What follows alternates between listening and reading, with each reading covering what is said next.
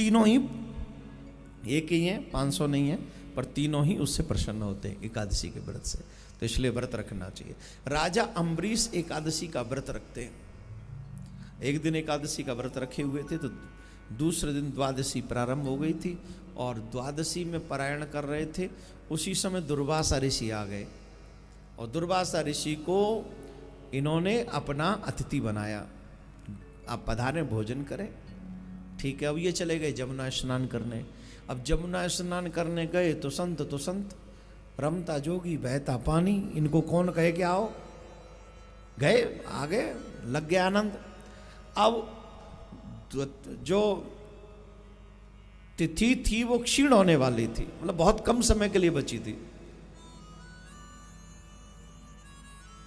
त्रयोदशी लगने वाली थी, द्वादशी पूर्ण होने वाली थी। अब पारायण द्वादशी में ही करना है। क्या करें महाराज? ब्राह्मणों को बुलाया, आचार्यों को बुलाओ, महाराज बताओ। महाराज तो आए नहीं, अब अतिथि को। और एक बात ध्यान से सुन लें, हेलो एवरीवन, द्वार पर अगर कोई घर पे कोई अतिथि आया है, उस अतिथि को भोजन कराने से पहले अगर आपने भोजन कर लिया तो ये महापाप है।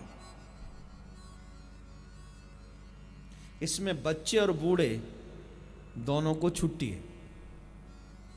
वयोवृद्धों को, कईयों को औषधि लेनी होती है, दवा लेनी होती है, मेडिसिन लेना होता है, तो दवा के हिसाब से वो पूरा ना जेल लें, जिससे दवा चल जाए उतना ही जेमें। और बच्चे हो तो बच्चे होते हैं, उनको तो आप, बच्चे भगवान का स्वरूप होते हैं, इसलिए अगर समझदार हो गए, 5 साल से ऊपर हो गए, तो उन पे भी कंट्रोल आपको करना है। 5 साल से छोटा हो तो उस पर जरूर भगवान उसको क्षमा करते हैं। लेकिन घर में कोई अतिथि आया है और हमने अतिथि से पहले भोजन कर लिया है, तो जो समझो गई पानी में जिंदगानी, राधे राधे बोलना पड़ेगा। और ये बात मैं इसलिए भी जोर दे के कह रहा हूं क्योंकि मैंने कई बार ऐसी सिचुएशन देखी हैं। किसी ने हमको घर पे बुलाया, हम गए, तो वहाँ थोड़े तो छोटे 10-12 साल के बच्चे भी थे, कुछ बुजुर्ग भी थे।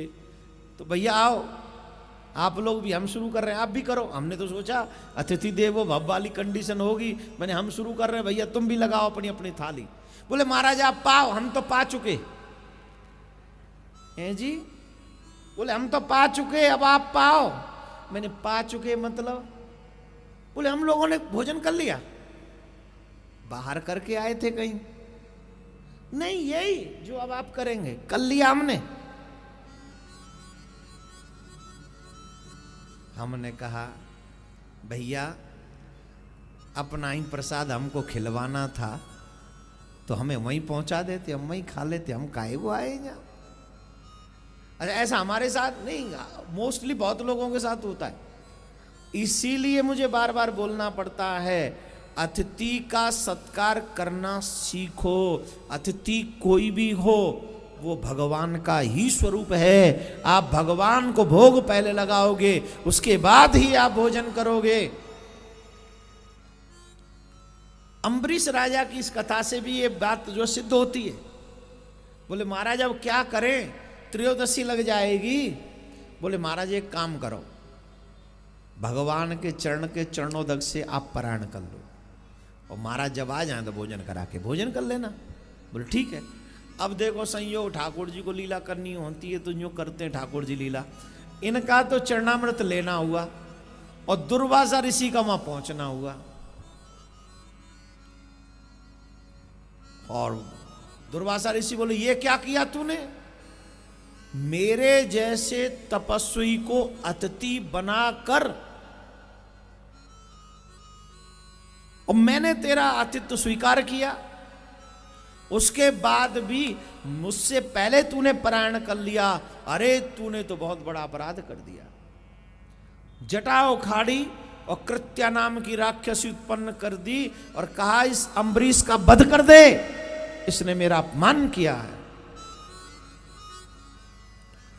अब तो महाराज वो कृत्या भागी अम्बरीश राजा को मारने के लिए, और जैसे ही अम्बरीश राजा को मारने के लिए दौड़ी, सुदर्शन चक्र प्रकट हो गए भगवान के।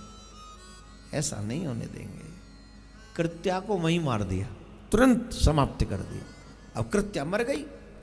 अब सुदर्शन का तेज शांत ना हो, उनका क्रोध शांत ना हो, अब वो पड़े दुर्वासा ऋषि के पीछे।